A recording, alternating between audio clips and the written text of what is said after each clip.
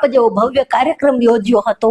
એટલું જ નહીં, એ પોતે પણ હાઉડી મોદી કાર્યક્રમમાં જઈને ટ્રમ્પનો હાથ ઊંચો કરીને અબકી બાર ટ્રમ્પ સરકાર જેવું સરસ મજાનું સ્લોગન આપીને આવ્યા હતા. ટ્રમ્પ જીતે એ માટે મોદી સાહેબના ભક્તોએ અહીંયા હવન પૂજા કર્મકાંડ પણ કરાવ્યા હતા. પણ આ ટ્રમ્પ કઈ જ યાદ ના રાખી શક્યો. આપણા બિચારા મોદીજી આ ભૂરિયામાં ભોળવાઈ ગયા. જો હવે કેવો દગો કર્યો, 25% ટેરિફ લગાવી દીધું, પ્લસ દંડ પણ કર્યો, એવું કહીને કે ભારત રશિયા પાસેથી હથિયાર અને તેલ ખરીદે છે.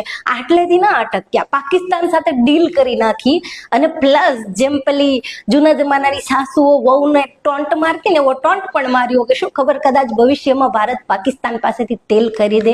મતલબ જુઓ છો તમે, આવું કોઈ દુશ્મન પણ ના કરે જેવું આ ટ્રમ્પે કર્યું છે. બિચારા મોદીજી, એમણે તો સંસદમાં ટ્રમ્પનું નામ પણ નહોતું લીધું. ખાલી એટલું જ બોલ્યા હતા કે ભારતે કોઈ પણ નેતાના દબાણમાં આવ્યા વગર સીઝ ફાયર કર્યું છે. બોલો, હવે સીધે સીધું કહી દીધું હોત તો કે ટ્રમ્પ ખોટું બોલે છે તો આ શું કરી નાખત? 25 ની જગ્યાએ 50% ટેરિફ નાખી દેત ને.